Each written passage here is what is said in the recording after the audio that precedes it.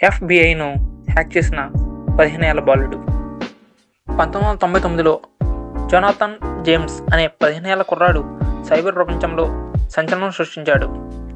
అతను అమెరికాలోని అత్యంత గోప్యమైన సంస్థలైన నాసా మరియు డిఫెన్స్ డిపార్ట్మెంట్ ఎఫ్బిఐ సిస్టమ్స్ని హ్యాక్ చేశాడు. అతను హ్యాకింగ్ ద్వారా కీలకమైన సైనిక డేటాను యాక్సెస్ చేయడమే కాకుండా నాసా సర్వర్ నుండి $1.7 మిలియన్ విలువైన సాఫ్ట్వేర్ డౌన్లోడ్ చేశాడు. నాసా సిస్టమ్స్ను 21 డేస్లో డౌన్ చేయాల్సి వచ్చింది. దీనివల్ల భారీగా ఖర్చు ఏర్పడింది. జోనాథన్ తన హ్యాకింగ్కి టెల్కో అనే కోడ్ నేమ్ని ఉపయోగించేవాడు. అతని మాటల్లో ఇది కేవలం మజాగా చేసిన పని మాత్రమే, కానీ ఈ పని అతనికి పెద్ద సమస్యను తెచ్చింది.